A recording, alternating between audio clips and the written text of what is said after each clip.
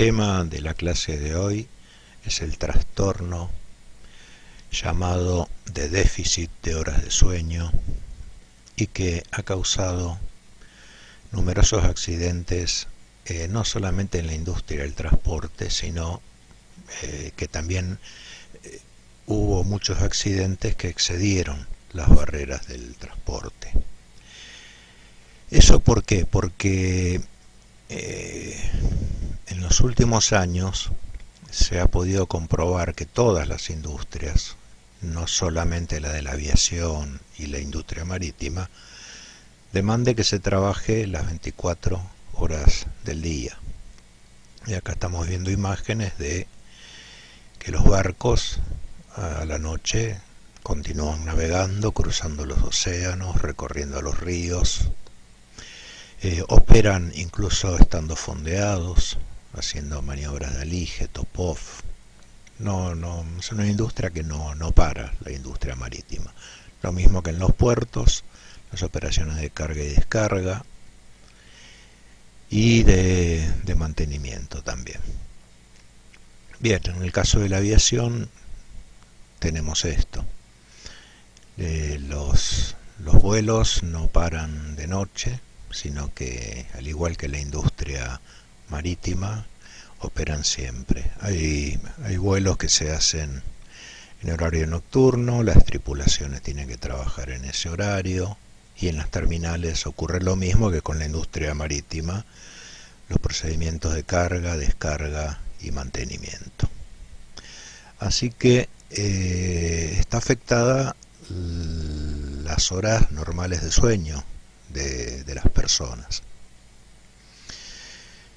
Bien, como se puede leer en la pantalla acá, quienes trabajan en todas esas industrias están acostumbrados a cambios en su horario de trabajo, turnos rotativos, por ejemplo, o ser llamados a cubrir un puesto de trabajo para reemplazar a un compañero que trabaja en otro horario, que no es el nuestro, quedarnos a trabajar horas extras, o sea, en vez de ir a mi casa a descansar, bueno, quedarme porque no vino mi relevo, o porque vino y se necesita redoblar el personal para atender las exigencias, a entrar a trabajar sin tener idea de cuánto va a durar la jornada de trabajo,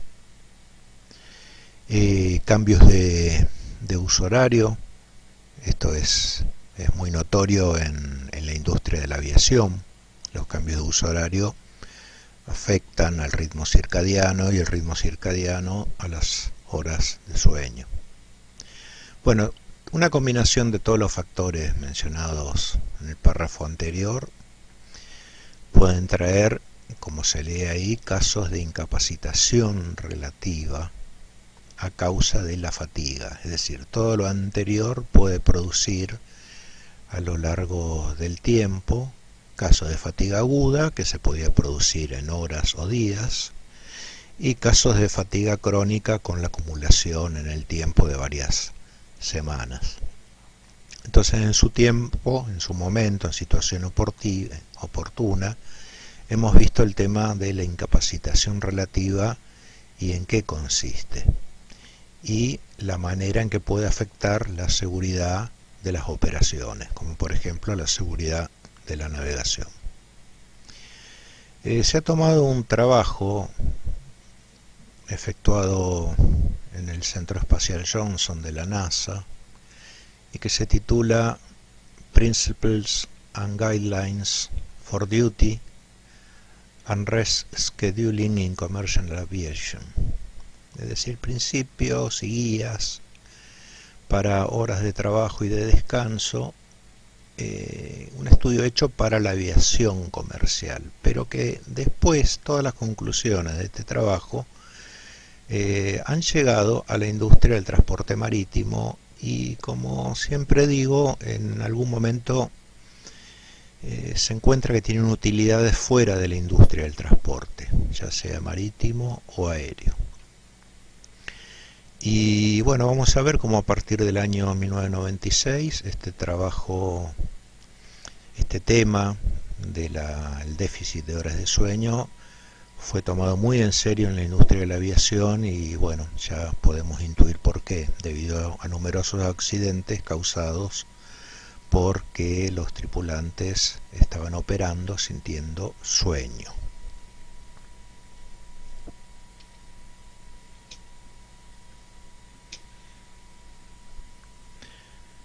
Cuando uno lee el artículo, lo primero que se encuentra es con algo que ya en estos años ya sabemos sobradamente, que el dormir es una necesidad vital. El sueño es salud. Y que bueno, después de un buen dormir, es bien sabido que una persona que ha tenido un sueño reparador apropiado tiene un mejor rendimiento que una que no durmió. Bien, esto resulta un poco redundante, pero bueno, necesitaba estar escrito en una publicación. Lo mismo dice el artículo, además del rendimiento. Bueno, el buen rendimiento, ¿a qué está asociado? A que la persona que ha tenido un buen sueño reparador tiene un mejor nivel de alerta, tiene un nivel adecuado de conciencia situacional y tiene mejores capacidades para poner atención en algo. Esto está relacionado con el párrafo anterior cuando habla de mejores rendimientos. Hay una controversia entre cuántas horas de sueño necesita dormir una persona y, bueno, en un principio se decía que los bebés recién nacidos necesitan como mínimo 12 horas de sueño por día y que las personas adultas un promedio de 8 horas por día. Bueno, si son 7, si son 9, pero bueno, en un promedio hay un consenso que dice que este es un buen número de horas de sueño para tener un sueño reparador, para poder rendir, tener buenos desempeños en el trabajo, tener un buen nivel de alerta y así, bueno, con un buen nivel de alerta la capacidad para evitar accidentes se incrementa. Bueno, quienes, dice el artículo, cada día pierden rutinariamente 2 horas de sueño, es decir, que duermen en promedio 6 horas por día, van a entrar tarde o temprano en una fase aguda de un trastorno que se llama de déficit de horas de sueño. Y esto tarde o temprano, como dice el artículo, va a repercutir negativamente en su estado de salud. Es decir, dormir solamente 6 horas por día y estar 18 horas despierto, obviamente. Bien, vamos a seguir hablando a lo largo de este video de lo que puede implicar el déficit de horas de sueño en la seguridad de la navegación. Bien, una persona que día a día va acumulando ese déficit de 2 horas o más de horas de sueño, tarde o temprano va a caer en un estado de fatiga, va a sentir su cuerpo cansado, va a sentir pocas ganas de realizar la tarea, va a haber falta de motivación, desinterés, apatía, aislamiento de los demás y, bueno, una mala capacidad para poder concentrarse en lo que uno está haciendo, y ahí aparece el accidente. Cuando uno baja el nivel de alerta es cuando aparecen los accidentes.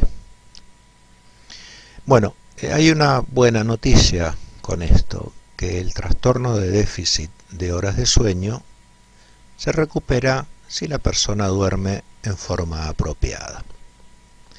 Y hay formas de recuperarse de este trastorno, bueno, durmiendo, por ejemplo, durante 2 días seguidos, una cierta cantidad de horas, uno puede liberarse de este trastorno y bueno, recuperar su ritmo circadiano a niveles estables. Es decir, que la industria nos demanda estar despiertos, trabajar más de la cuenta, podemos caer en el trastorno de déficit de horas de sueño, lo que acarrea por un lado accidentes y por el otro lado la posibilidad de recuperarse de ese trastorno. Pero nos tienen que dar la oportunidad los empleadores y nosotros mismos, si el empleador nos da las horas para que podamos descansar, bueno, usarlas para descansar y no para otras actividades.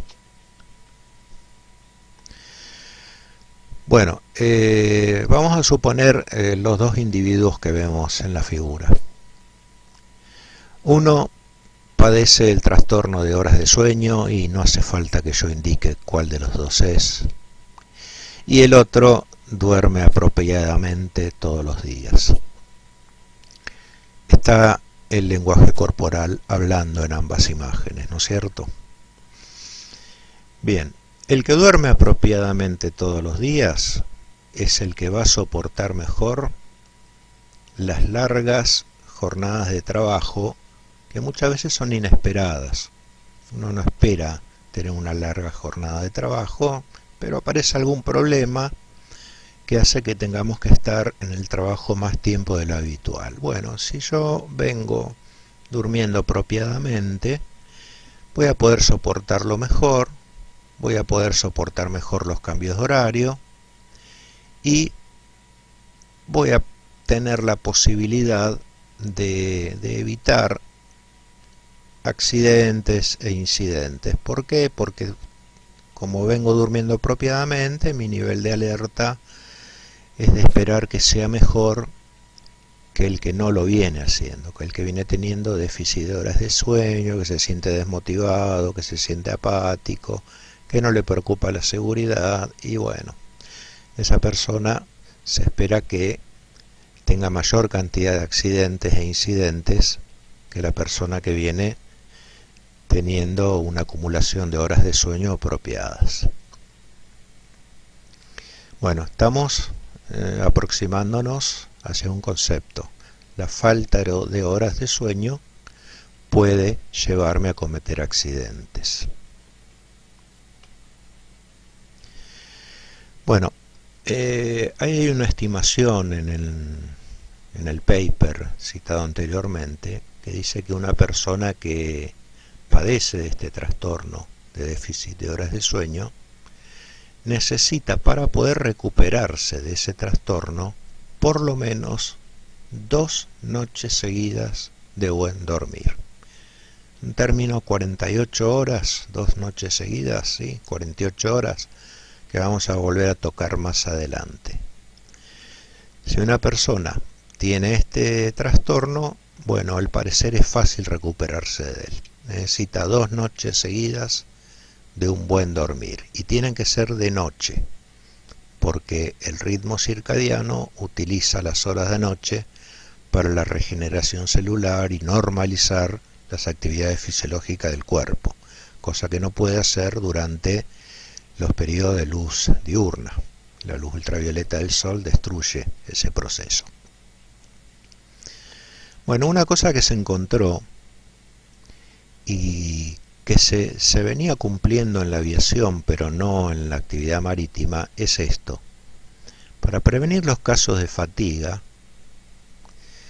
son mejores los pequeños periodos de descanso, pero frecuentes, tomados muy frecuentemente, que los grandes periodos de descanso, pero poco frecuentes. Por ejemplo, en la aviación es normal que la tripulación se tome 48 horas de descanso por semana, por ejemplo. Mientras que en la navegación marítima estamos acostumbrados al famoso 2x1. Es decir, si nosotros navegamos 2 meses y tenemos trabajo intensivo a bordo, Bueno, después, al término de esos 2 meses, tenemos un mes de licencia, un mes que nos otorgan para poder descansar. Entonces, en el primer caso de la aviación, son periodos cortos, pero muy frecuentes, y semanalmente, como dice al final de la página, los periodos de recuperación semanales, que son los casos de la aviación, dieron mejor resultado que los mensuales, que son los que uno se toma en el caso de la navegación marítima. Así, por ejemplo, en los casos de los contratos largos de 6 meses que uno tiene que trabajar a bordo, bueno, le tocan después 3 meses de periodo de descanso. Bien, entonces en un caso los periodos de descanso son más frecuentes, pero son cortos. En cambio, en el caso de la navegación marítima, los periodos de descanso son muy largos, por ejemplo de 3 meses, como el que dije anteriormente, pero se dan con poca frecuencia, se dan cada 3 meses. En cambio en el otro, en la industria de la aviación, se dan semanalmente. Precisamente hablando del tema de la navegación marítima, el convenio STCW, cuyas siglas está ahí el significado, es el Standards for Training, Certification and Bookkeeping for Seafarers, es decir, el convenio que fija estándares para entrenamiento, entrega de certificados y tiempo de horas de guardia para la gente de mar. Bueno, en este caso vamos a hacer una mención muy rápida, después lo vamos a ver bien en profundidad. Dice que cada tripulante tiene que dormir un mínimo de 10 horas por día. Dormir, dice acá, ¿no es cierto? Dormir un mínimo de 10 horas por día. Que de esas 10 horas tienen que asegurarse que 6 sean en horario de corrido. Y las otras 4 horas las tomará en otro momento. Pero por lo menos 6 horas tiene que ser en horario de corrido, lo cual no quita que puedan ser las 10 en horario de corrido, o 8 de corrido y después 2 horas en otro momento. Pero tiene que ser 10, de las cuales 6 tiene que ser en horario de corrido. Esto quiere decir que lo que voy a citar a continuación no vale. Por ejemplo, dormir 3 horas, trabajar 3 horas, dormir 3 horas, trabajar 3 horas, dormir 3 horas, trabajar 3 horas. No vale porque en ningún momento hay 6 horas de corrido. Bueno, dice además 2 cosas, que en la semana se tiene que acumular un mínimo de 77 horas de sueño.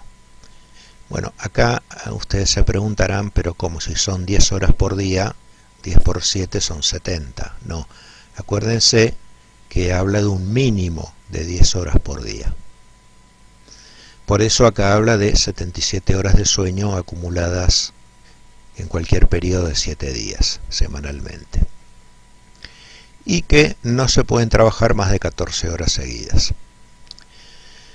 Bien, porque si no, no da la cuenta. Si uno trabaja 14 horas seguidas, quedan 10 horas para descansar, que es el mínimo que exige el convenio de STCW. Si yo trabajara 15 horas seguidas, me quedan 9 horas para poder descansar y ya no estaría cumpliendo en esto. Aunque bueno, más adelante vamos a ver que hay exenciones en casos en que la seguridad del barco y de toda su tripulación y el pasaje lo requiera. Bueno, es obvio, hay que salvar el barco prioritariamente y uno, bueno, tiene menos horas de sueño para salvar esa situación de emergencia.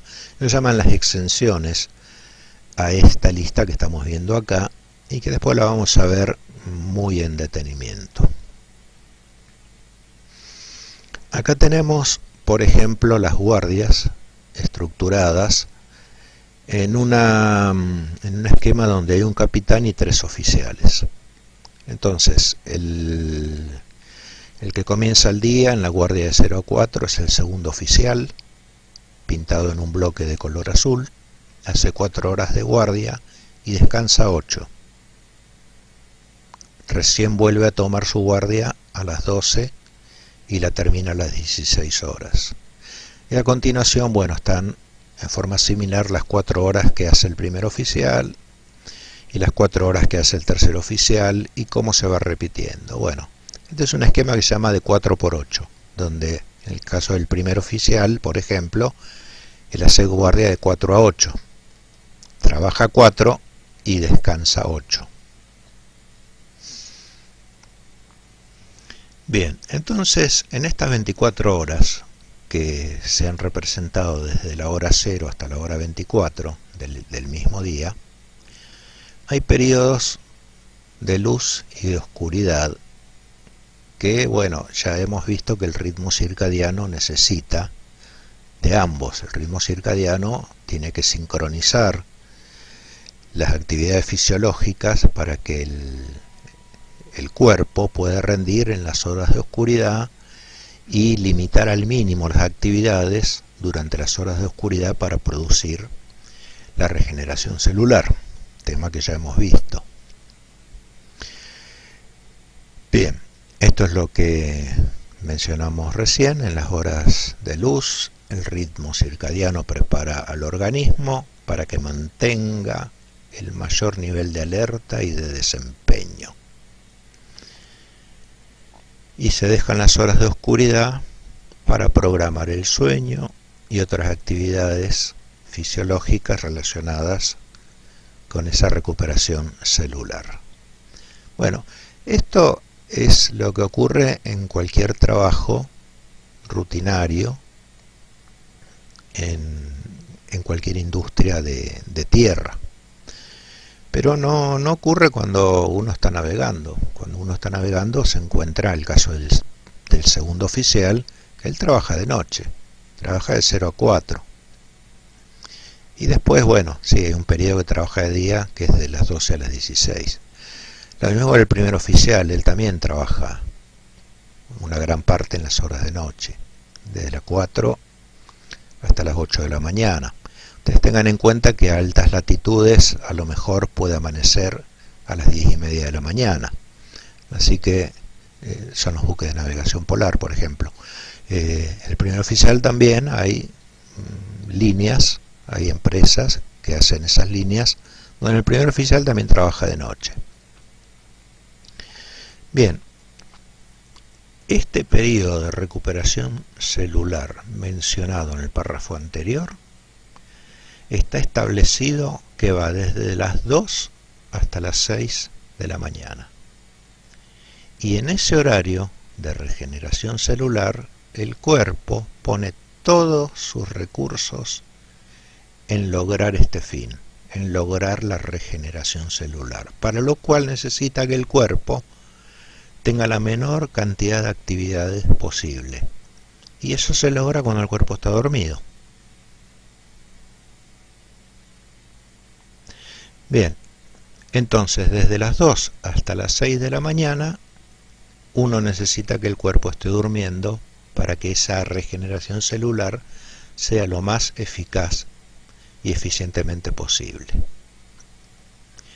Bien, ese periodo que va desde las 2 hasta las 6 de la mañana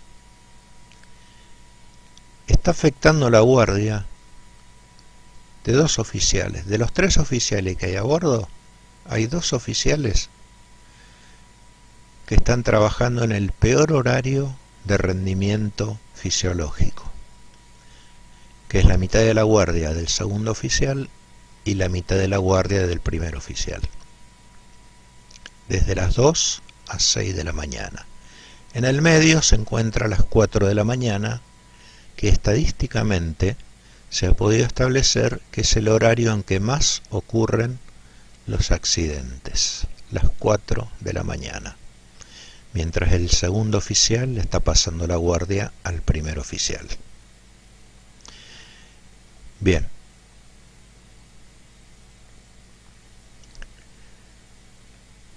Si una persona trabaja de noche, en esa ventana que va desde las 2 a las 6 de la mañana, su organismo, dice el paper, va a entrar en conflicto con lo que está haciendo, es decir, con su ritmo circadiano. Porque el ritmo circadiano espera que en este horario, que va de 2 a 6 de la mañana, el cuerpo esté realizando la mínima cantidad de funciones posibles, o lo que es lo mismo, que el individuo esté durmiendo y el cuerpo esté realizando las funciones mínimas para, bueno, no privarlo del oxígeno, es decir, mantenerlo con vida, ¿no es cierto? Los latidos, las funciones cerebrales. Entonces, hay como una contradicción. El individuo va a trabajar desde las 2 a las 6 de la mañana y el reloj biológico interno dice como qué está haciendo esta persona. El, en su lista, el ritmo circadiano tiene que hacer otras cosas, como hacer la regeneración celular, no que una persona esté en una tornería, por ejemplo, de noche, realizando la reparación de una parte de un timón, por ejemplo. Bien, entonces hay un conflicto ahí. A la noche el ritmo circadiano espera que esté durmiendo y no, se tiene que reacomodar. Se tiene que reacomodar porque el individuo va a seguir de pie y va a seguir trabajando, así que el ritmo circadiano va a tener que adaptarse y se va a alterar, por supuesto, va a producir una alteración del ritmo circadiano. Ahora, ¿qué pasa cuando esta persona llega el día, cumplió su trabajo y se va a dormir? Bueno, lo que dice el paper es cuando ese individuo termina su horario de trabajo, se va a dormir, pero se va a encontrar como que es de día. Y si es de día hay presencia de luz solar y hay mayores temperaturas. Y estos eran dos indicadores, eran dos marcadores de tiempo que permiten sincronizar o resincronizar el ritmo circadiano, el reloj biológico del ritmo circadiano. Entonces aparece nuevamente un conflicto, porque en el programa del ritmo circadiano, estos marcadores de tiempo le dicen que se tiene que levantar e ir a trabajar. Entonces, ¿qué va a pasar?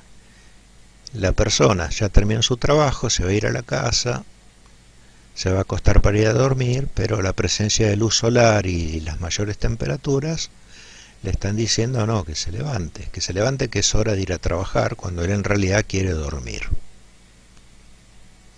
Bueno, esto es lo que se llama una alteración del ritmo circadiano, que es lo que hace que las personas vayan acumulando este déficit de horas de sueño por día, porque el individuo de día no puede dormir.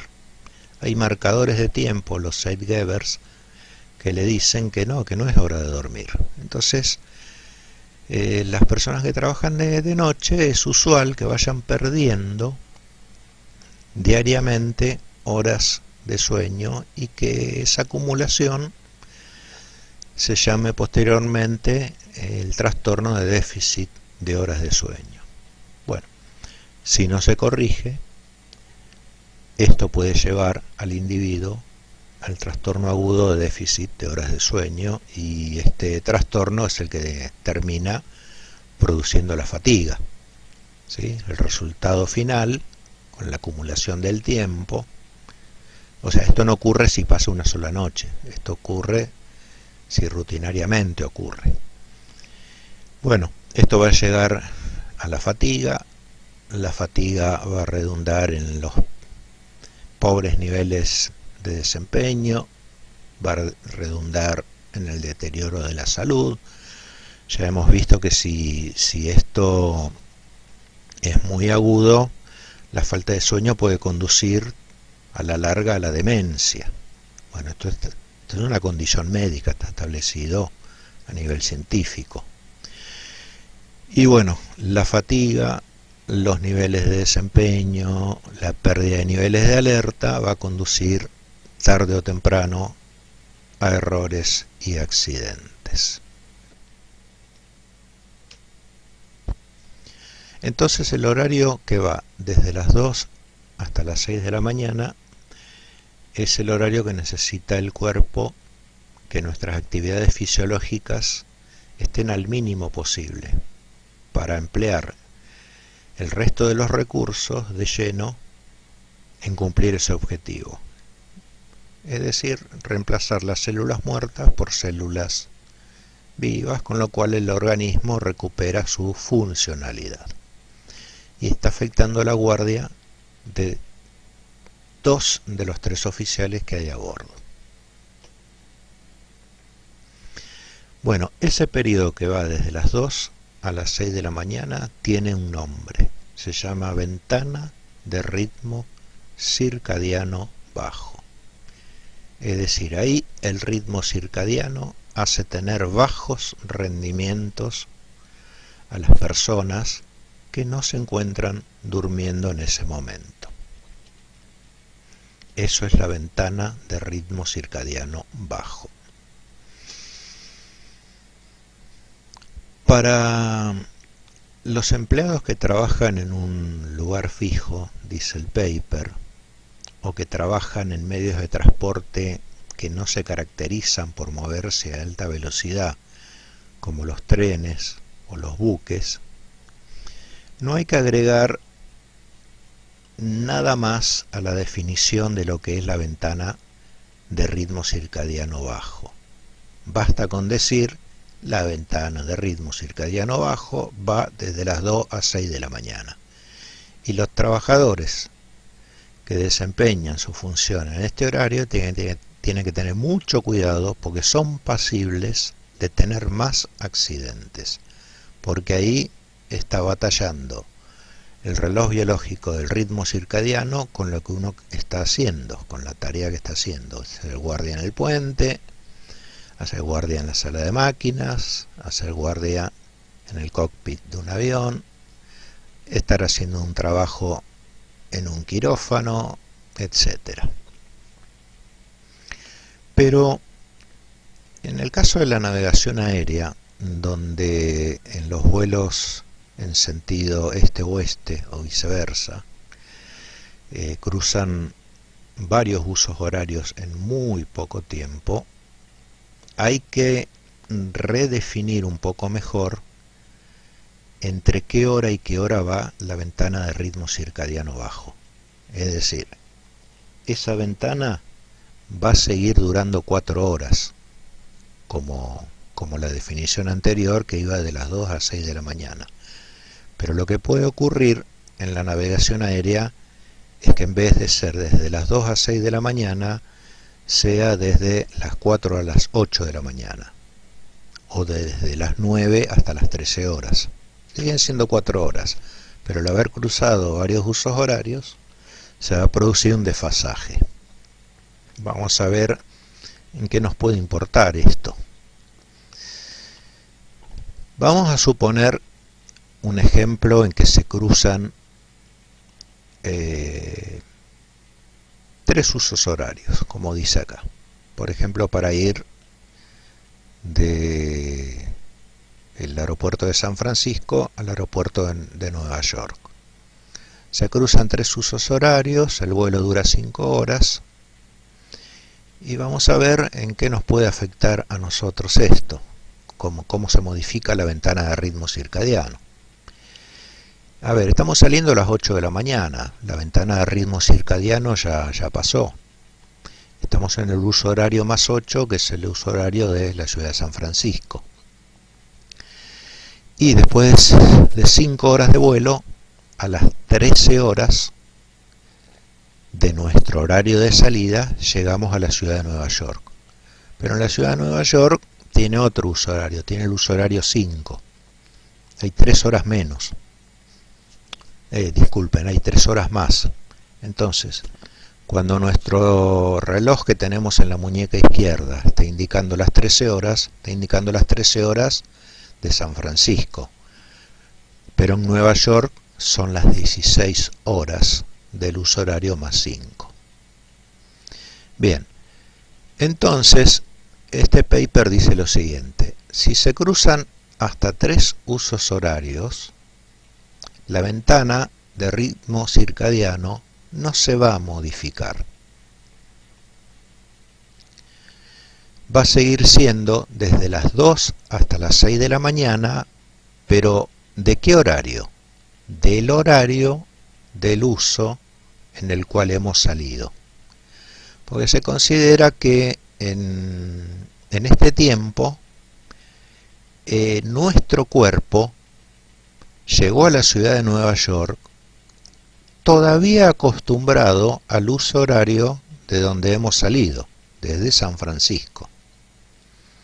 Bien, entonces, si no cruzamos más de 3 usos horarios, va desde las 2 a las 6 de la mañana del aeropuerto de salida, es decir, desde las 2 hasta las 6 de la mañana del más 8, del uso horario más 8.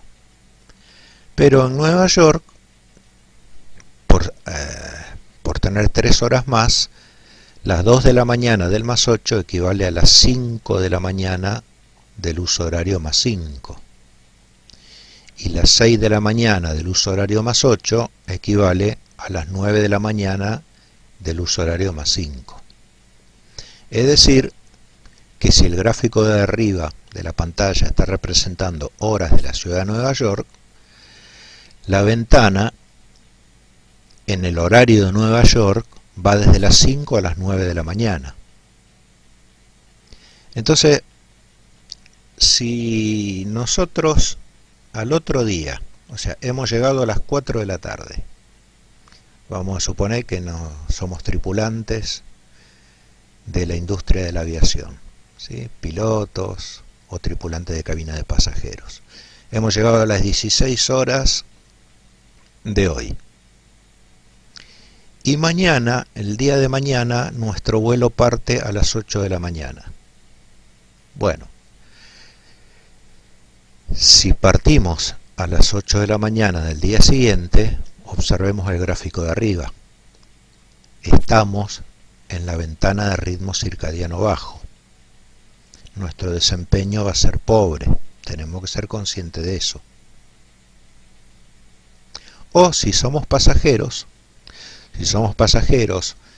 y no sabemos que esta tripulación que estamos viendo ahora es la misma que trajo el avión el día anterior, y estamos abordando, por ejemplo, a las 7 de la mañana, confiados de que los pilotos se han levantado hace poco y que podrían estar teniendo un nivel de desempeño alto, estamos totalmente equivocados, porque esos pilotos siguen todavía acostumbrados al horario de San Francisco. Y ahora estamos en Nueva York, estamos en la otra costa, y a las 7 de la mañana siguen en la ventana de ritmo circadiano bajo, debido a que el cambio de uso horario corrió la ventana de 2 a 6 y ahora va de 5 a 9 de la mañana. O vamos a ver otro ejemplo. Vamos a suponer que nosotros no tenemos ninguna relación con la industria de la aviación, somos simples pasajeros, tomamos hoy a las 8 de la mañana en San Francisco, uso horario más 8, el vuelo, y el vuelo llega a la 1 de la tarde del horario de San Francisco, o lo que es lo mismo a las 4 de la tarde del horario de Nueva York. Es decir, llegamos a Nueva York a las 4 de la tarde del horario de Nueva York. Bien, vamos a suponer que el día de mañana tengo que asistir a una reunión, me citaron a las 8 de la mañana, ¿sí? Para dar una conferencia o entregar un reporte o explicar un reporte, y al día siguiente a las 8 de la mañana, miremos el gráfico de arriba, cuando empiece a dar la conferencia o a explicar el reporte, me voy a sentir mal, me voy a sentir molesto, irritado, me voy a sentir cansado, mi cuerpo me está pidiendo más horas de sueño, porque todavía me queda 1 hora dentro de la ventana de ritmo circadiano bajo. Así que bueno, Esto es un caso muy interesante que, bueno, excede, este último ejemplo excede las barreras del transporte y es una explicación de entender por qué después de haber dormido, haber llegado a las 4 de la tarde de ayer y después de haber dormido toda la noche, por qué mi cuerpo no está rindiendo lo suficiente. Porque el reloj biológico está mandando acá. Pero el reloj biológico todavía estoy dentro de la ventana de ritmo circadiano bajo y ahí está tratando de lograr la regeneración celular y no lo está logrando porque la luz ultravioleta lo ha interrumpido. Pero el cuerpo está usando toda su batería de recursos para hacerlo y no va a tener éxito. Y además de no tener éxito, no voy a poder dar la conferencia en forma apropiada. Vamos a ver el caso en que se cruzan ahora 4 usos horarios o más. Hemos visto en el caso anterior si se cruzaban hasta 3 usos horarios. Bueno, entonces había una regla. La ventana del ritmo circadiano se sigue midiendo de 2 a 6 de la mañana, como siempre, pero en el uso horario del lugar desde que partí. En este caso hay una fecha de vencimiento. Tiene la misma definición.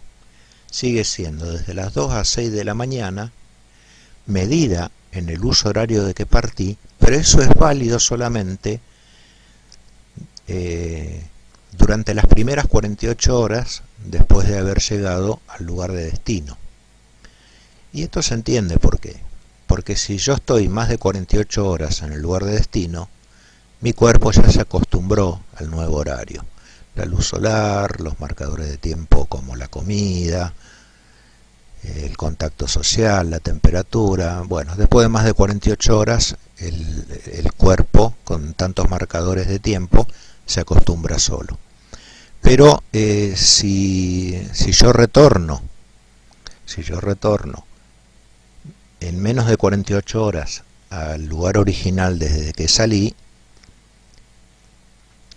lo que vale es esto: se sigue midiendo desde las 2 a 6 de la mañana en el horario del que salí, porque mi cuerpo sigue acostumbrado a ese horario. ¿Por qué? Porque pasaron menos de 48 horas en el nuevo lugar y mi cuerpo no se acostumbró al nuevo horario. Bueno, dice el paper, pasadas 48 horas en el lugar de destino, debido a que el cuerpo ya se acostumbró al nuevo horario, la ventana recupera su sitio original, que va desde las 2 a las 6 de la mañana, pero ahora medido en el lugar que estoy. ¿Por qué? Porque hace más de 48 horas que estoy acá y mi reloj biológico ya está estabilizado en el nuevo horario. Bien, vamos a ver un ejemplo donde se cruzan más de 4 usos horarios, particularmente vamos a cruzar 7 usos horarios, demandando 11 horas de vuelo entre Berlín y Seúl. Vamos a suponer que la salida es a las 5 de la mañana, hora de Berlín, uso horario -1, y después de 11 horas de vuelo se llega a Seúl a las 16 horas, hora de Berlín, ¿sí? Pero resulta que como en Seúl está el uso horario -8, en Seúl son las 23 horas. Es decir, que ni bien mi cuerpo llega, va a sentir hora de tomar una merienda, pues son las 4 de la tarde. Pero en Seúl ya son las 11 de la noche, donde la gente está terminando de cenar. Bien, entonces yo voy a tener ganas de tomar un té, no de cenar. Por eso se dice que durante las primeras 48 horas, la ventana de ritmo circadiano va de 2 a 6 de la mañana en horario de Berlín, porque yo acabo de llegar de Berlín. Bien. Vamos a suponer que al día siguiente yo, que formo parte de esa tripulación, quiera volver a Berlín. Es decir, hago la navegación inversa. Es decir, son las 23 horas y al día siguiente emprendo el regreso. Vamos a ver dónde está la ventana de ritmo circadiano. Se mide de 2 a 6 de la mañana en el uso horario de Berlín. Es decir, que la ventana va a ser desde las 2, hora de Berlín, a las 6, hora de Berlín. ¿Pero qué hora es en Seúl? Porque recordemos que yo ayer llegué a Seúl, a las 11 de la noche, hora de Seúl. Bueno, como en Seúl tiene el uso horario -8, bueno, las 2 de la mañana de Berlín son las 9 de la mañana, hora de Seúl. Y las 6 de la mañana, hora de Berlín, son las 13 horas, pero de Seúl. Es decir, que voy a tener la ventana de ritmo circadiano en Seúl ubicada en este lugar. Si el vuelo sale a las 10 de la mañana, yo como tripulante voy a estar en la falsa sensación de seguridad de que no estoy en la ventana de ritmo circadiano bajo, pero sí, estoy en plena mitad de dicha ventana, porque mi cuerpo sigue acostumbrado al uso horario de Berlín. O sea, pasé menos de 48 horas en el lugar de destino y mi cuerpo no se acostumbró a ese nuevo horario. Así que si soy el piloto o si soy cualquier tripulante de cabina de pasajeros y me toca partir a las 10 de la mañana, hora de Seúl, voy a estar haciéndolo en plena ventana de ritmo circadiano bajo, y tengo que ser consciente de eso porque voy a cometer errores o tengo una alta probabilidad de cometer errores. Pero si soy un pasajero, vamos a suponer, yo no conozco a la tripulación, embarco a las 10 de la mañana y resulta que es la misma tripulación que vino ayer. Confiado que son las 10 de la mañana, yo puedo pensar que esta tripulación está descansada y tiene su máximo nivel de rendimiento. Y no lo es, porque llegó ayer a las 23 horas, hora de Seúl, ¿sí?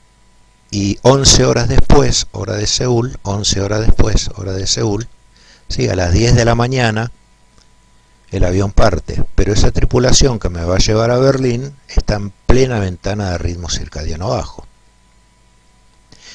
Y vamos a dar el último ejemplo. No tengo nada que ver con la industria de la aviación.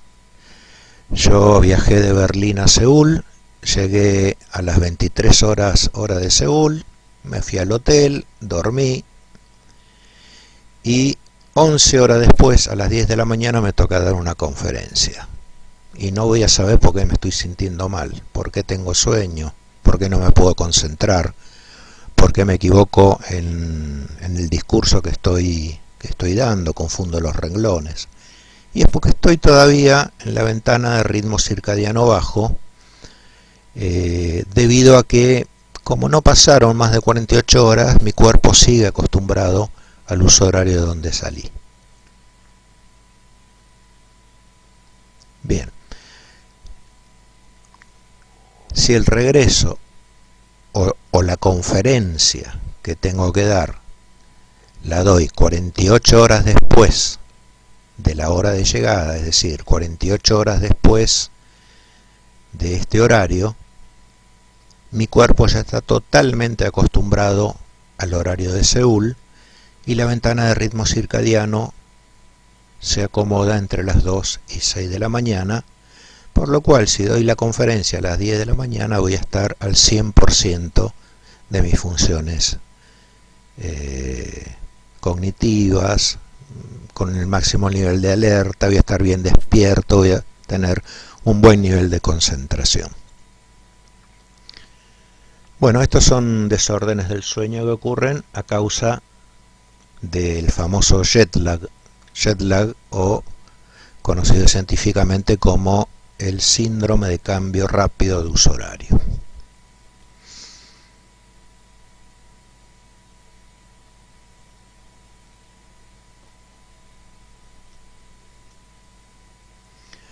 Bueno, vamos a ver qué problemas puede traer el trabajar sintiendo sueño. Bueno, en otro paper que trata específicamente sobre este tema, revela que se hicieron numerosos estudios donde se observó la pérdida de rendimiento, de eficiencia, en personas que estaban bajo los efectos del alcohol. Bueno, esto no es nada nuevo. Nosotros ya sabemos que el alcohol hace que, bueno, uno pierda eficiencia y precisión en realizar determinadas cosas. Bueno, estos trabajos efectuados sobre grupos de personas que se sometieron voluntariamente a los efectos del alcohol, estos resultados fueron pero muy parecidos a los obtenidos con otro grupo de personas que no tomaron alcohol, pero en cambio se les privó de dormir. Y bueno, se los obligó a trabajar sintiendo sueño, al igual que el grupo de personas que habían tomado alcohol. En el primer grupo, el sueño era debido a la ingesta de alcohol. En el segundo grupo, el sueño era debido a que se los privó de dormir por cualquier razón, por motivos de trabajo, se los puso a hacer una determinada tarea en horas nocturnas y bueno, en el horario diurno al segundo grupo se los puso a hacer la misma tarea que había hecho el otro grupo. Vamos a ver cómo lo plasmamos esto acá. Se armaron dos grupos. A un grupo se lo privó de dormir, al otro grupo se lo sometió a la ingesta de alcohol. Pero ahí no termina. Se hizo que ambos grupos, es decir, después de haber ingerido alcohol el segundo grupo, después de haberlos privado de dormir al primero, ¿sí?, a la misma hora ambos grupos comenzaron una tarea. La misma tarea, pero en dos lugares separados. Un grupo en un lugar y el otro grupo en un lugar diferente. Bueno, se midieron los rendimientos de esa tarea, se los dejó recuperarse del alcohol y de la falta de sueño, y varios días después se invirtieron los roles. El grupo que había realizado las pruebas con ingesta de alcohol pasó a ser el grupo que se lo privó de dormir y viceversa. Entonces, a la misma hora comenzaron a realizar en dos lugares diferentes, ¿sí?, un grupo en un lugar, el otro grupo bien separado en otro lugar, y a la misma hora hicieron ambos la misma tarea y se midieron los rendimientos. Bien, los resultados obtenidos fueron interesantes, inquietantes y alarmantes debido a esto.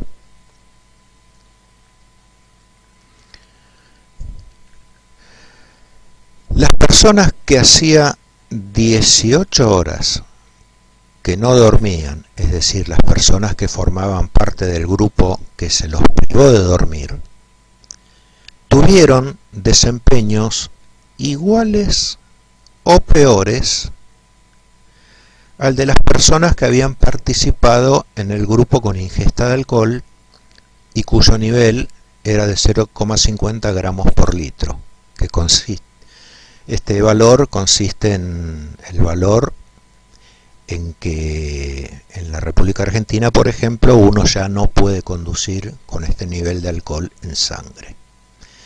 Esto es lo alarmante, que una persona que no ingirió nada de alcohol, pero que hace 18 horas que no le dejaron dormir, su desempeño fue, en el mejor de los casos, igual al de una persona con niveles de alcohol prohibitivos. Y lo alarmante es que su desempeño también fue peor. Es decir, que los que habían ingerido alcohol tenían iguales o mejores desempeños que las personas que no habían bebido alcohol. Esto es lo alarmante de este estudio. Y lo que lleva a estudiar el tema sueño con mayor profundidad, porque este resultado es alarmante. Y mucho más alarmante es el siguiente. En personas que hacía 28 horas que no dormían, que se los privó de dormir, tuvieron desempeños similares al de una persona que tenía una concentración de alcohol en sangre de 1 gramo por litro. Es decir, en la República Argentina, en los Estados Unidos, en otros países, en la mayoría de los países con este nivel de alcohol, a uno no le permiten seguir conduciendo y queda arrestado. Ha cometido una infracción grave por la cual no puede seguir conduciendo. Entonces, vamos a preguntarnos en la industria marítima si es posible estar sin dormir durante 28 horas seguidas. Y bueno, recordemos que uno hace 24 horas de guardia en puerto. ¿Y qué pasa si al momento de la zarpada, como fue el caso del Exxon Valdez, esa persona que hizo guardia en puerto es la misma que le toca hacer guardia de puente? ¿Sí? En el caso del Exxon Valdez, el que hizo la guardia de 24 horas en puerto fue el tercer oficial. El buque zarpa a las 8 de la mañana, que es la guardia del tercer oficial, y el tercer oficial, zarpa a las 8 de la noche, y el tercer oficial es el que tiene que hacer la guardia, porque de 20 a 24 horas es el trozo de guardia del tercer oficial. Bueno, una persona en ese estado de 28 horas sin dormir tiene el mismo desempeño que una persona en franco estado de alcoholismo, de una concentración de 1 gramo por litro.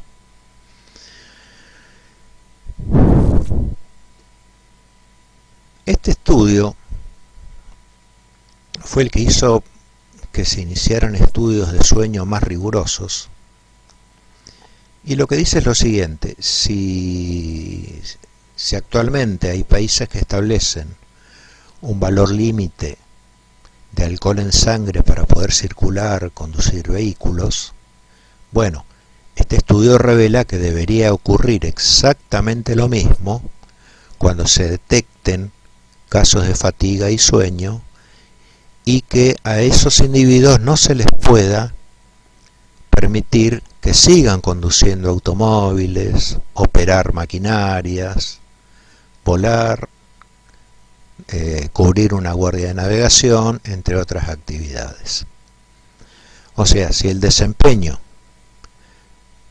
teniendo sueño fue peor al desempeño de una persona alcoholizada, bueno, si a una persona alcoholizada la detienen por estar alcoholizada, debería ocurrir lo mismo con una persona que tenga sueño, dado que el rendimiento en estado de sueño fue peor al rendimiento bajo los efectos del alcohol. Es decir, vamos a ver unas imágenes que permiten plasmar, no con palabras, sino con imágenes, lo que acabamos de decir recién, que no es un hecho menor.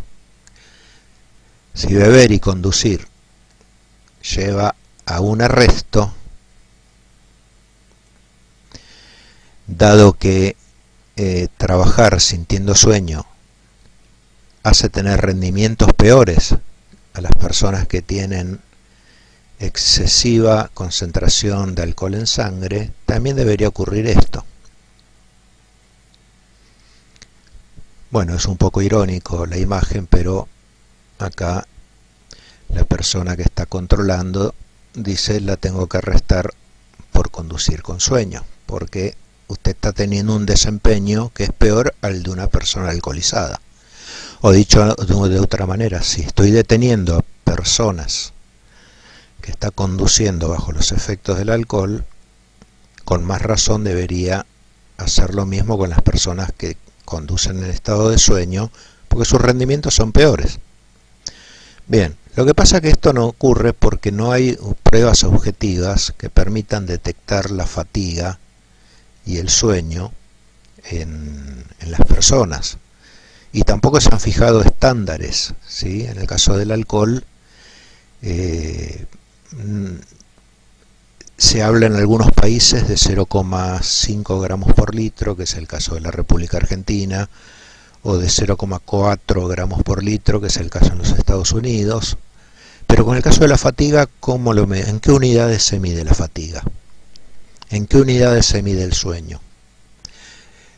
No hubo congresos internacionales para fijar cuál es el límite de fatiga. Entonces esto no se está pudiendo aplicar. Pero debería hacerse y nosotros deberíamos ser conscientes de esto último que acabamos de descubrir.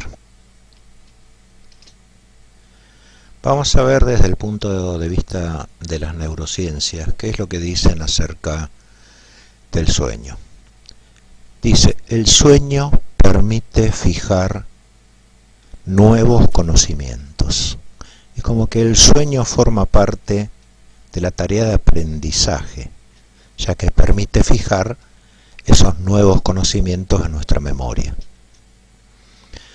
El reconocido doctor Facundo Manes, neurocientífico, que fuera rector de la Universidad de Favaloro,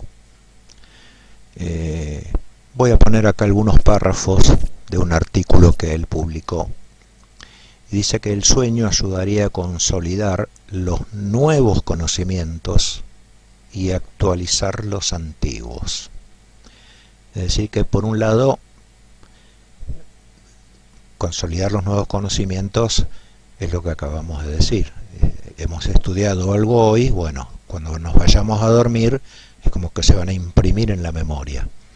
Y actualizar los antiguos. Esto lo que hace es como que si se están borrando, bueno, que no se borren, que duren un poco más.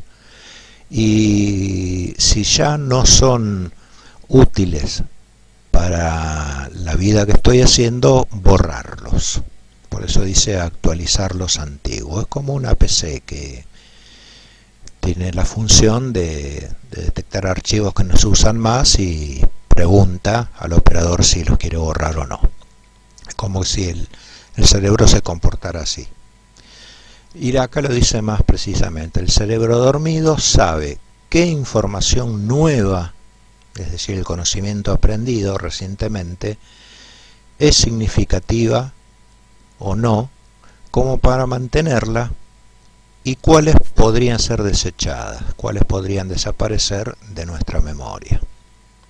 Pero eso se hace con el cerebro dormido, es decir, en horas de sueño.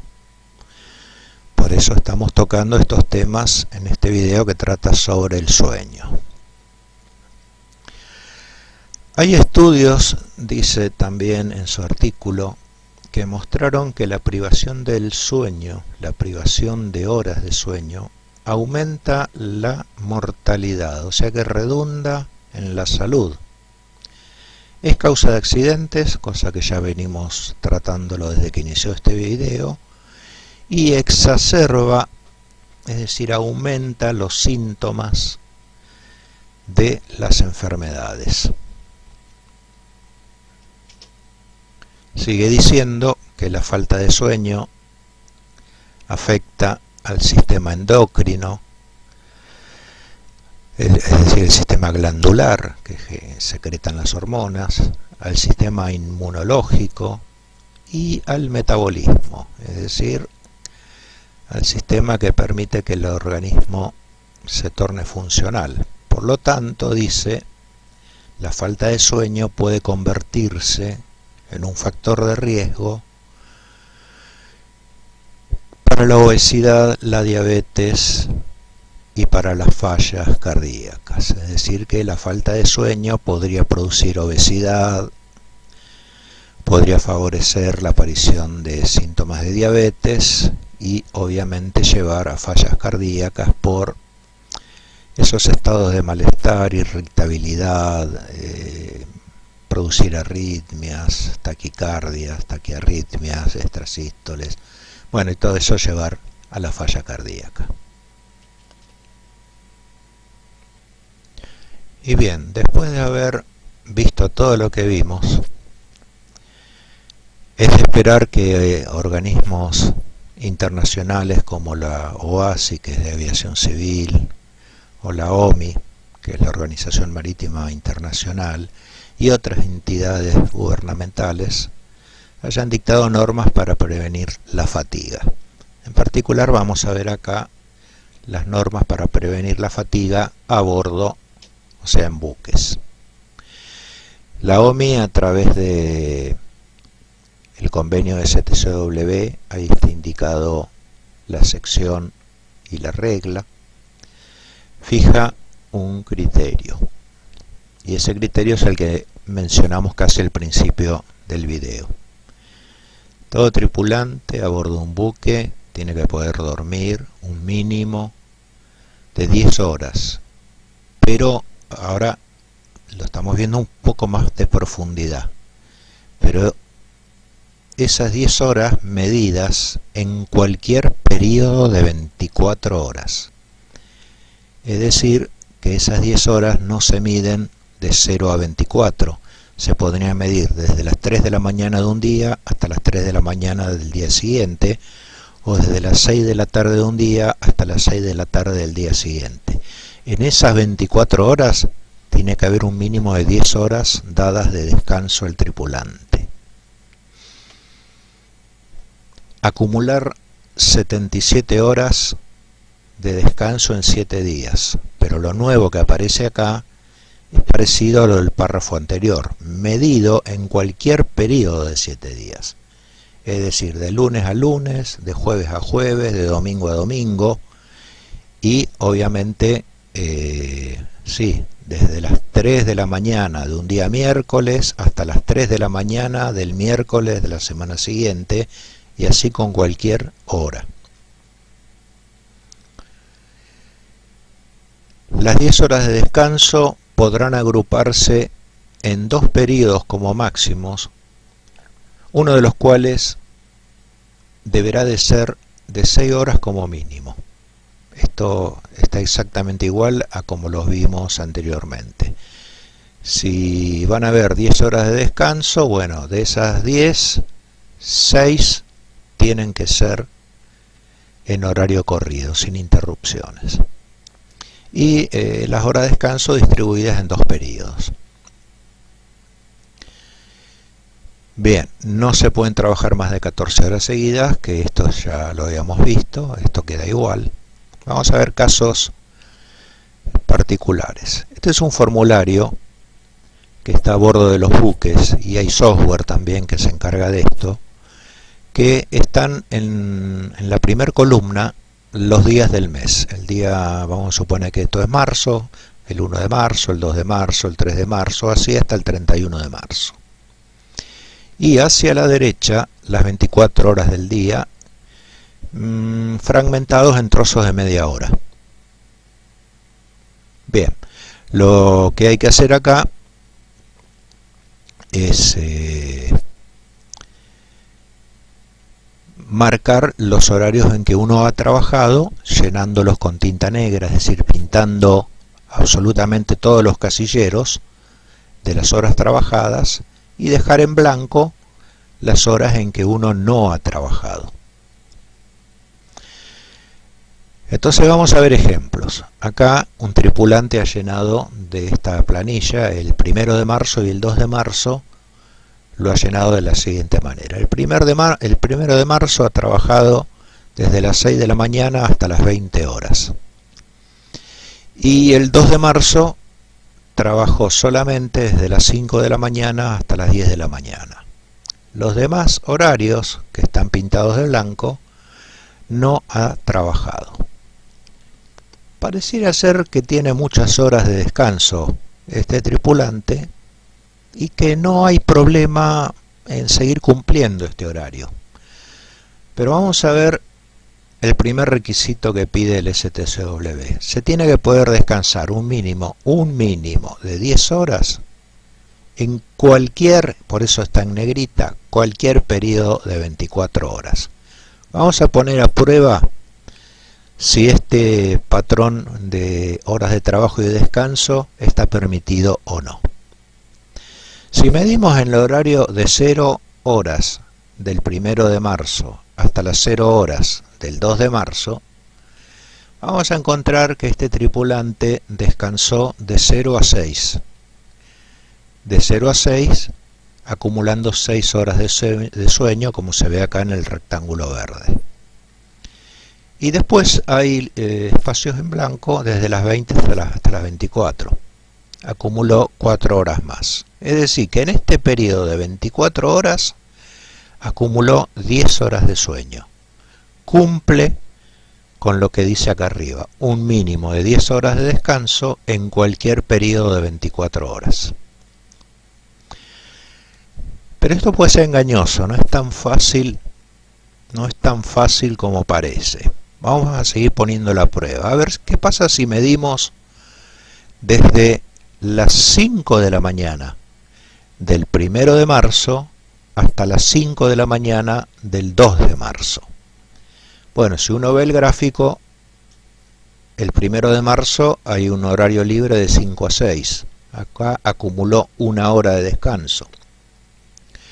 Siguiendo, bueno, aparecen las horas de trabajo pintadas de gris y después aparecen las horas de descanso. De 20 a 24, se ve acá en el rectángulo verde abajo de todo, sumó 4 horas más y hasta las 5 de la mañana del día siguiente otras 5 horas. Bueno, si uno suma, da 10 horas de trabajo en este periodo de 24 horas que va de 5 de la mañana de un día hasta las 5 de la mañana del otro. Parece que sirve este esquema de trabajo.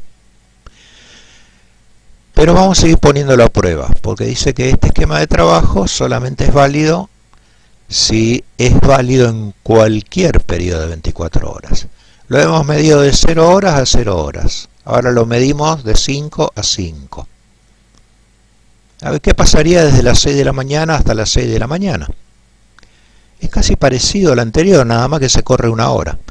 Bueno, desde las 6 de la mañana del día 1, en todo el día 1 hubo solamente 4 horas de descanso. Y hasta las 6 de la mañana del día 2, bueno, hay descanso de 0 a 5 de la mañana, es decir, 5 horas. Y acá, bueno, nos encontramos que en este periodo de 24 horas, desde las 6 de la mañana de un día hasta las 6 de la mañana del día siguiente, hubo solamente 9 horas de descanso. Bien, esto es pasible de una infracción. Esto es pasible de una infracción. Si el software que yo le cargo estos datos está activo, me va a detectar que acá hay una infracción y me va a obligar a corregirlo. ¿Sí? En el futuro me va a advertir que acá hay una infracción. Al llegar a puerto, las autoridades podrán pedir estas planillas o podrán ver el software y podrá ver si el buque tiene tendencias a infraccionar esta norma del STCW. Bien, por eso es muy importante la palabra cualquier en esta definición. Se tiene que poder medir 10 horas de descanso como mínimo en cualquier periodo de 24 horas. Por ejemplo, yo podría ahora medir desde las 14 del 1 de marzo hasta las 14 del 2 de marzo. Y también debería haber 10 horas, si no, no es válido este esquema de descanso. Bueno, acá vamos a probar el segundo ítem, que es el de acumular 77 horas de descanso en cualquier periodo de 7 días. Y estamos viendo que este tripulante hace 14 horas de trabajo seguidas, desde las 6 de la mañana hasta las 14, con lo cual cumpliría el último, que dice no se pueden trabajar más de 14 horas seguidas, y el resto de las horas las usa para descansar. Si quisiéramos probar en cualquier periodo de 24 horas si ha dormido 10 o más horas, y también cumple, porque desde las 4 de la mañana hasta las 4 de la mañana del día siguiente, y tenemos 2 más 4, 6, más 4, 10. Está durmiendo 10 horas. Pasó los 2 primeros controles. Vamos a ver el tercero, acumular 77 horas de descanso, y acá no llega. porque si cada día tiene 10 horas de descanso, en 7 días hubo 70 horas de descanso y no estaría cumpliendo, no estaría cumpliendo.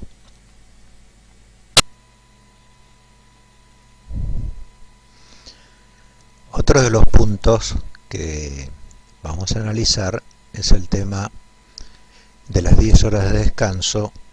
El STCW estipula que sean tomadas en 2 periodos como máximo, es decir, no fragmentar tanto las horas de descanso. Y de esos 2 periodos, bueno, como ya vimos antes, uno tiene que ser de 6 horas como mínimo y ser tomada en horario corrido. Acá en rojo, por ejemplo, tenemos las horas trabajadas y en negro las horas de descanso. Y a pesar de que hacemos 3 por 3 por 3 por 3, y a pesar de tener más horas de descanso que las que pide el STCW, sin embargo no cumple porque por 2 razones. Ninguno tiene 6 horas de corrido, o sea, el máximo periodo de descanso de 3 horas, son todos iguales, y además en estas 24 horas hay 4 periodos de descanso y no 2 como establece el STCW. Sin embargo, los criterios que figuran abajo cumplirían, porque bueno, en esas 24 horas, bueno, de tal horario a tal horario, hay 6 horas corridas de descanso. En el medio de estas 6 y de estas 4 horas está el horario de trabajo y después hay 4 horas de descanso. Y acá lo mismo, podría haber 7 horas de descanso, a posteriori iniciar la jornada laboral y después descansar 3 horas. Y bueno, si esto se cumple en un periodo de 24 horas, se acumulan las 10 horas de descanso, de las cuales 6 tienen que ser en horas corridas y no más de 2 periodos de descanso. Entonces se puede implementar. Vamos a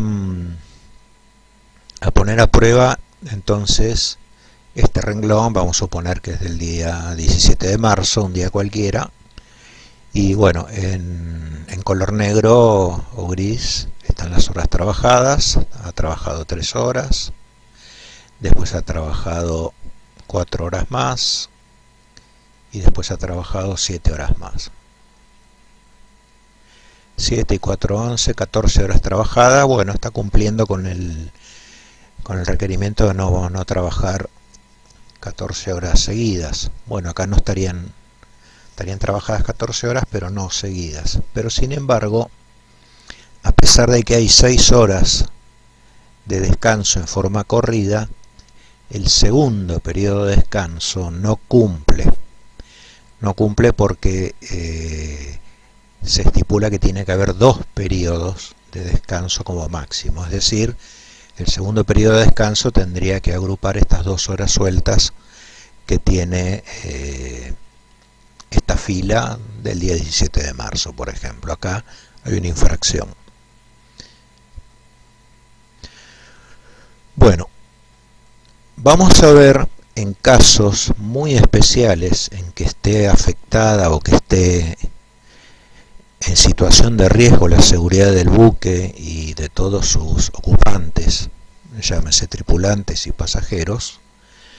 Bueno, el tema de las horas de descanso pasa como a segundo plano y a primer plano pasa el tema de salvar el buque y salvar a los pasajeros. Bien, en ese caso el convenio STCW prevé exenciones, es decir, casos de incumplimiento a condición de que esos incumplimientos sean para librarnos de un peligro mayor. Por ejemplo, en azul, debajo del título Criterio Internacional, está lo que pide el STCW. Y en rojo, también lo que permite. Permite apartarse de lo que está en azul. pero no tanto como uno piensa. Es decir, cuando vimos que en el STCW se piden 10 horas de trabajo, 10 horas de descanso, en cualquier periodo de 24 horas, de modo de acumular 77 horas en cualquier periodo de 7 días, bueno, si la seguridad del buque así lo requiere, se podrá apartar de este requerimiento a condición de que esas 77 horas nunca bajen a menos de 70 y que esto no ocurra por más de 2 semanas seguidas. Es decir, lo que me permite esto, vamos a poner un ejemplo muy claro, es una semana tener solamente 70 horas de descanso y la siguiente también, pero la que le sigue a esa ya no puedo ampararme en la exención. Por eso dice nunca menos de 70 horas en cualquier periodo de una semana, pero nunca por más de 2 semanas seguidas. Porque no habría excusa, es decir, si un buque todas las semanas entra en condición de riesgo y se puede hundir, bueno, está pasando algo con ese buque, no es un justificativo que tenga lógica. Bueno, y los intervalos, dice, una vez entrado en la exención, donde hay una semana o 2 semanas donde se viola lo prescripto, bueno, tiene que haber intervalos de recuperación, donde se puedan recuperar esas horas de sueño perdida. Los intervalos, dice, entre 2 periodos de exenciones no serán inferiores al doble de la duración de la exención. Por ejemplo,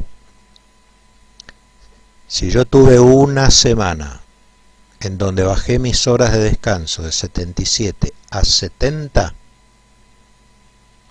la siguiente semana también puedo bajarlas de 77 a 70, porque la exención me permite hasta 2 semanas entrar en la exención, pero después no me permite volver a tener una exención hasta que haya habido un tiempo de recuperación que sea igual o superior al doble de lo que duró la exención.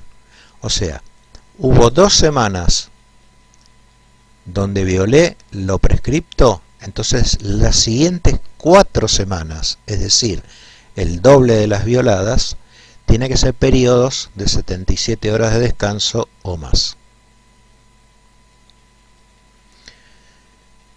Bien, después lo vamos a ver bien con un ejemplo gráfico. Las 10 horas de descanso, dice el STCW, lo acabamos de ver hace unos minutos, acumuladas en 2 periodos como máximo, bueno, de los cuales uno tiene que ser de 6 horas como mínimo. Bueno, se podrá llevar a 3 periodos en caso excepcional, en caso de tener que recurrir para evitar un peligro mayor. Uno de los cuales, dice, deberá ser de 6 horas o más, es como era lo normal. Y los otros 2, dado que se pueden llevar a 3 periodos, tiene que ser de más de 1 hora cada uno. Es decir, que no podría ser 6 horas de descanso más 1 hora de descanso más 3 horas de descanso. Sí, 6 más 1, 7 más 3, 10, suma las 10 horas. Pero hay un periodo que tiene 1 hora y eso está prohibido. Bien, el intervalo entre 2 periodos de descanso no excederá las 14 horas. Bueno, esto es lo mismo que decir que nadie puede trabajar más de 14 horas seguidas. Véanlo de esa manera. Así que en esto no cambia. Y las excepciones no excederán de 2 periodos de 24 horas cada 7 días. Es decir, que en esa semana donde yo bajé de 77 a 70, no puede haber más de 2 días con 3 periodos de descanso. Bien, después lo vamos a ver en un gráfico para que quede bien claro qué significa esto. Bueno, acá lo tenemos. Lo que acabamos de decir recién. Se podrá llevar a 3 periodos de descanso siempre y cuando uno sea de 6 como mínimo y los otros 2 de más de 1 hora cada uno. Y en una semana no puede haber 2 días violados. Vamos a ver acá.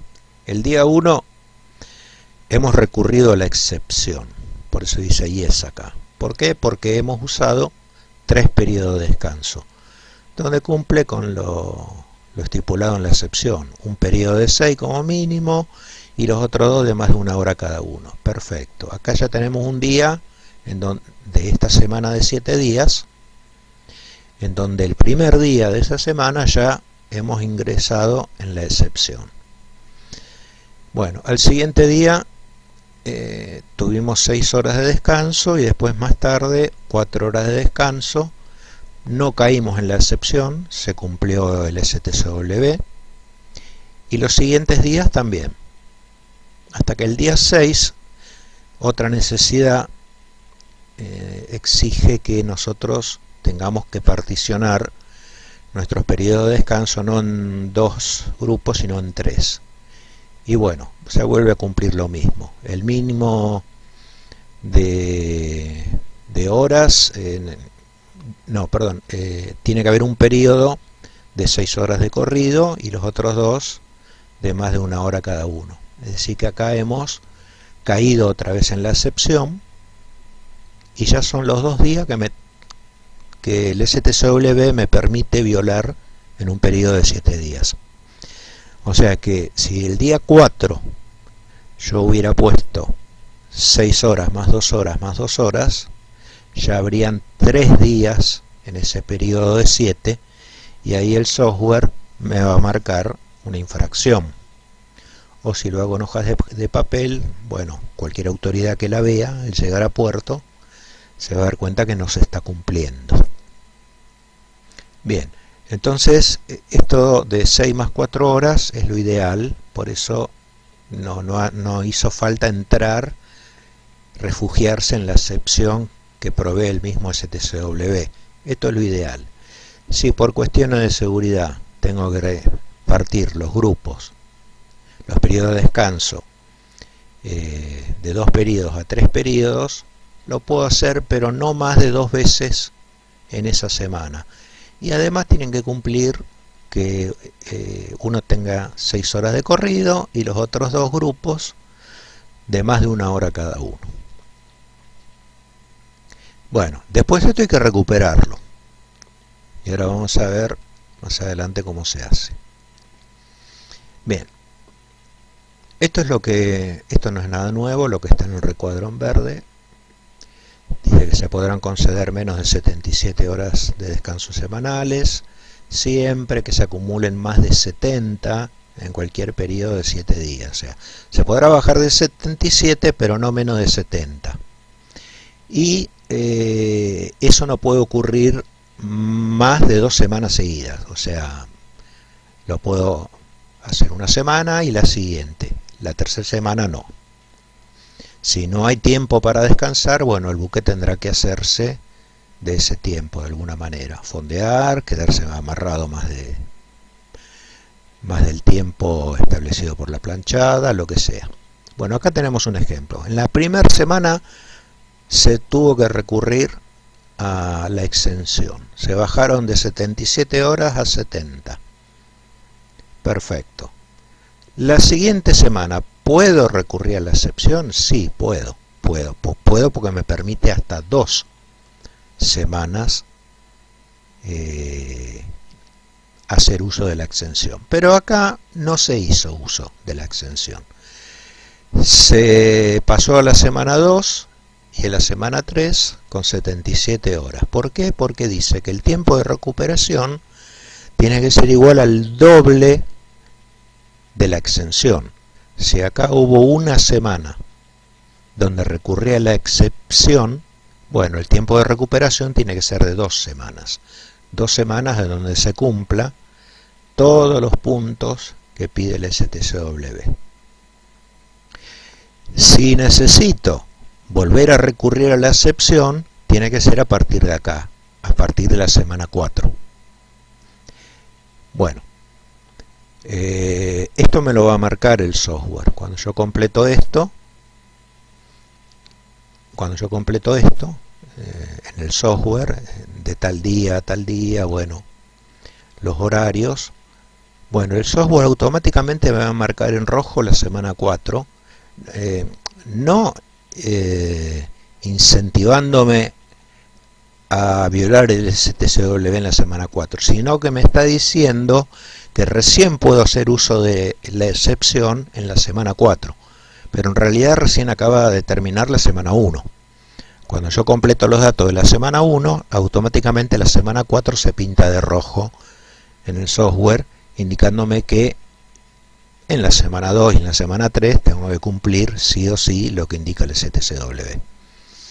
Bien, entonces concretando, si en una semana yo tengo que recurrir a la excepción, el tiempo de recuperación tiene que ser el doble de lo que duró la excepción, 2 semanas. Y ahora vamos a ver otro ejemplo más. Vamos a ver el caso extremo que me permite el STCW. Vamos a suponer que hay 2 semanas seguidas en donde tuve que recurrir a la excepción. Fíjense que la tercera semana no me deja. La tercera semana tengo que cumplir con más de 77 o más de 77 horas.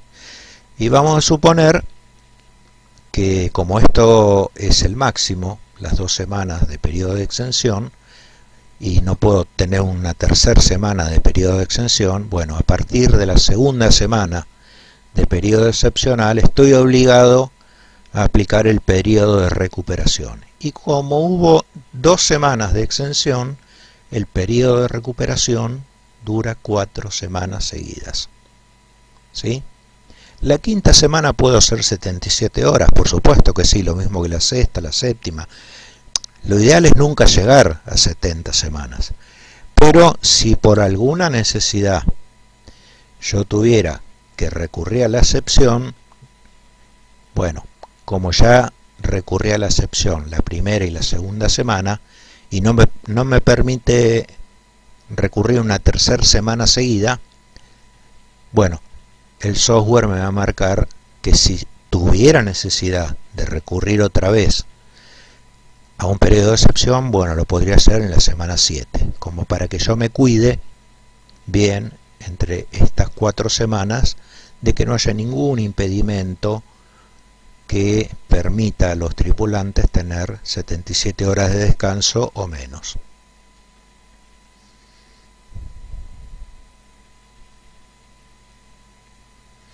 Bueno, en lo que va del curso hemos visto muchos temas interesantes, la complacencia que lleva a los actos de cumplimiento negativo, los actos inseguros, las condiciones inseguras, temas como el estrés, cómo baja el desempeño cuando uno tiene estrés o está en estado de fatiga, los peligros ocultos que aparecen en el momento menos esperado, el sueño, que es el tema de este video, el sesgo de confirmación. Vimos todos un montón de temas en lo que va del curso.